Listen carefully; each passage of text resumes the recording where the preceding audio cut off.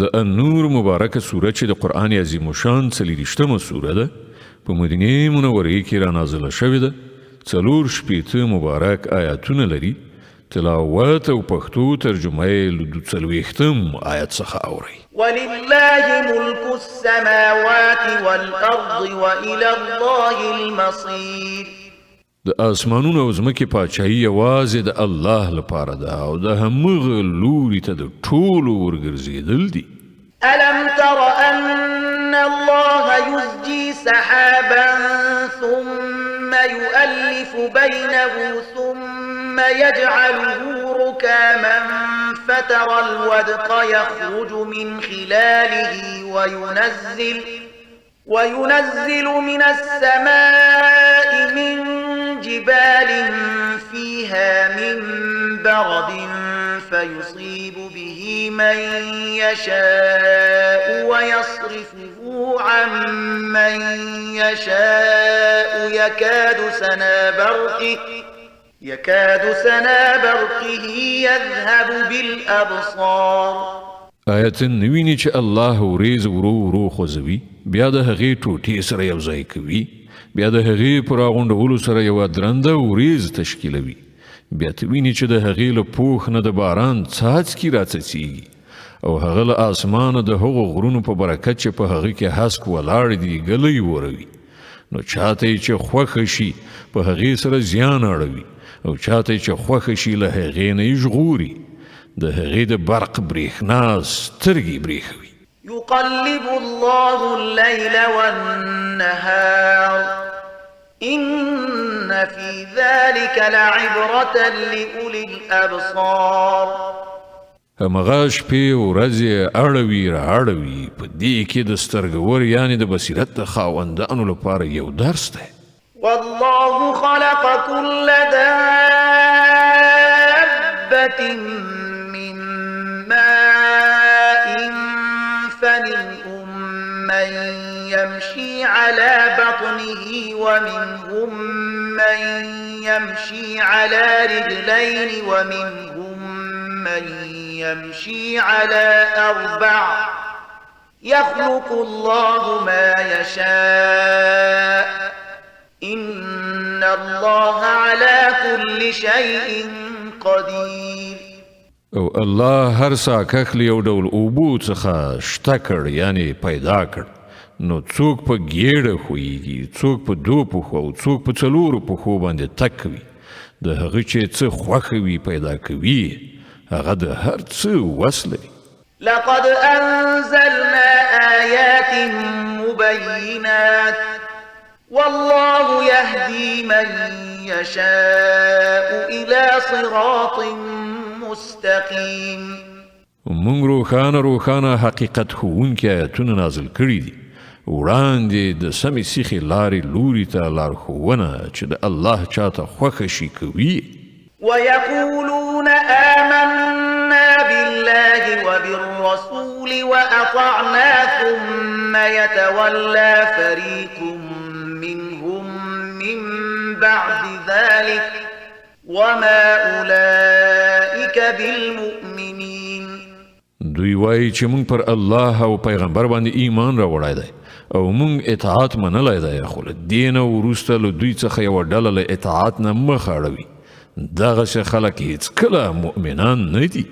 وإذا دعوا إلى الله ورسوله ليحكم بينهم إذا فريق منهم معرضون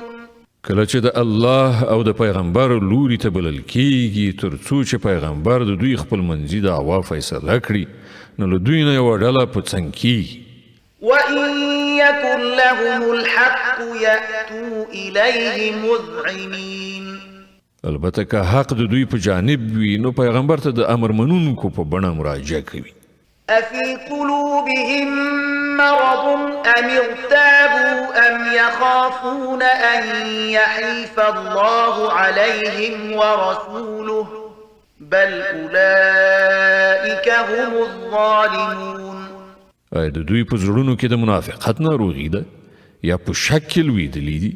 یا هغوی له دې څخه ویریږي چې الله او د هغه پیغمبر به پر هغو ظلم وکړي اصلي خبره دا ده چې ظالمان خو په خپله هم دوی دي. إنما كان قول المؤمنين إذا دعوا إلى الله ورسوله ليحكم بينهم أن يقولوا سمعنا وأطعنا وأولئك هم المفلحون. د مؤمنانو کار خود دا دی چې کله د خدای او پیغمبر لوري ته وبلل شي تر څو چې پیغمبر د هغو شخړه فیصله کړي نو هغوی وایي چې موږ واورېدله او مو منله. همدغه راز خلک د بري او نجات موندونکي دي. ومن يطع الله ورسوله ويخشى الله ويتقه فأولئك هم الفائزون. او هماغه کسان بریالي دي چې د الله او د هغه د پیغمبر امر ومني او له الله نه وویریږي او د هغه له نافرمانۍ څخه ډډه وکړي. وأقسموا بالله جهد أيمانهم لئن أمرتهم ليخرجن قل لا تقسموا طاعة معروفة إن الله خبير بما تعملون. داغه منافقان خلق د الله په نوم په کلکو قسمونو کولو سره وایي چې که ته دوی ته د جهاد امر وکړي دوی به د هغه لپاره ووځي. دوی ته ووایه قسم مه کوئ، ستاسې د امر مننې حال څرګند دی، ستاسې له کړو وړو څخه الله ناخبره نه دی. قل أطيعوا الله وأطيعوا الرسول فإن تولوا فإنما عليه ما حمل وعليكم ما حملتم وإن تطيعوه تهتدوا وما على الرسول إلا البلاغ المبين. ووایه د الله د امر منونکي او د پیغمبر د فرمان تابع اوسئ، خو که تاسې مخ واړوئ نو ښه وپوهیږئ چې پیغمبر ته چې کومه فریضه ورله غاړې شوې ده د هغې مسؤل هغه دی او پر تاسې چې د کومې فریضې پیټه ایښودل شوی دی د هغې مسؤل تاسې یې. که د هغه اطاعت وکړئ نو په خپله به سمه لار ومومئ. که نه نو د پیغمبر مسؤلیت خو له دې پورته نور څه نه دی چې په څرګنده روښانه توګه حکم ورسوي یعنې ابلاغ یې کړي. وعد الله الذين آمنوا منكم وعملوا الصالحات ليستخلفنهم في الأرض كما استخلف الذين من قبلهم وليمكنن لهم دينهم الذي ارتضى لهم وليبدلنهم من بعد خوفهم أمنا يعبدونني لا يشركون بي شيئا ومن كفر بعد ذلك فأولئك هم الفاسقون.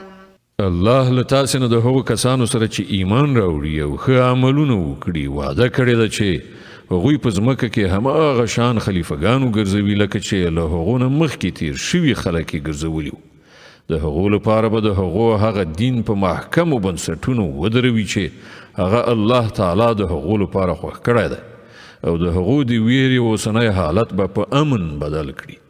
هغوی د زما بندګي کوي او له ما سره دې څوک نه شریکوي او څوک چې له دې وروسته کفر غوره کړي نو همداسې کسان فاسقان دي. وأقيموا الصلاة وآتوا الزكاة وأطيعوا الرسول لعلكم ترحمون. لمونځ قایم کړئ، زکات ورکړئ او د پیغمبر اطاعت وکړئ، هیله ده چې پر تاسې رحم وکړی شي. لا تحسبن الذين كفروا معجزين في الأرض ومأواهم النار ولبئس المصير. کوم کسان چې کافر دي د هغو په باب په دې غلطه انګیرنه کې مه اوسئ چې هغوی به په ځمکه کې الله بېوسې کړي. د هغو هستوګنځی دوزخ دی او هغه ډیر ناکاره هستوګنځی دی. يا أيها الذين آمنوا ليستأذنكم الذين ملكت أيمانكم والذين لم يبلغوا الحلم منكم 3 مرات من قبل صلاة الفجر وحين تضعون ثيابكم من الظهيرة ومن بعد صلاة العشاء 3 عورات لكم ليس عليكم ولا عليهم جناح بعدهن طوافون عليكم بعضكم على بعض كذلك يبين الله لكم الآيات والله عليم حكيم. ای مؤمنانو، لازم ده چې ستاسې غلامان او ستاسې هغه ماشومان چې لا تر اوسه پورې د پوهې سن ته نه دي رسېدلي په 3 وختونو کې د اجازې په اخیستلو سره تاسې ته راځي. د سهار له لمانځه نه مخکې او غرمه چې کله تاسې جامې باسئ او د ماسخوتن له لمانځه نه وروسته دا 3 وختونه ستاسې لپاره د ستر وختونه دي. له دغو پرته که هغوی به اجازې راشي نو نه پر تاسې څه ګناه شته نه پر هغو. ستاسې یو بل ته بیا راتګ وي. په دې ډول الله ستاسې لپاره د خپلو ویناوو څرګندونه کوي او هغه د پوهې او حکمت څښتن دی. وَإِذَا بَلَغَ الْأَطْفَالُ مِنْكُمُ الْحُلُمَ فَلْيَسْتَأْذِنُوا كَمَا اسْتَأْذَنَ الَّذِينَ مِنْ قَبْلِهِمْ كَذَلِكَ يُبَيِّنُ اللَّهُ لَكُمْ آيَاتِهِ والله علیم حکیم. او کله چې ستاسې ماشومان د پوهې سن ته ورسیږي نو باید همغسې د اجازې په اخیستلو راشي لکه څنګه چې د هغو مشران اجازه اخلي. په دغه راز الله خپل آیاتونه تاسو ته روښانوي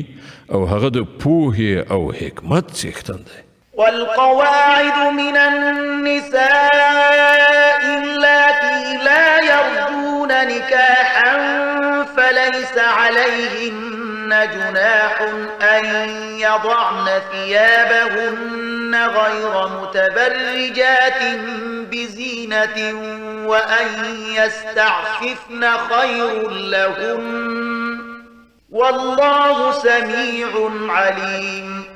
او په کومو ښځو باندې چې ځواني تیره ناستې وي یعنې د لوړ عمر خاوندانې د نکاح لمنې نه وي که هغوی خپل پړونه کېږدي نو پر هغو څه وبال نشته په دې شرط چې د ډول او سینګار څرګندونکي نه وي. سره له دې که هغوی هم پتمني غوره کړي نو د هغو په حق کې ښه ده. الله هر څه اوري او په هر څه پوهیږي. ليس على الأعمى حرج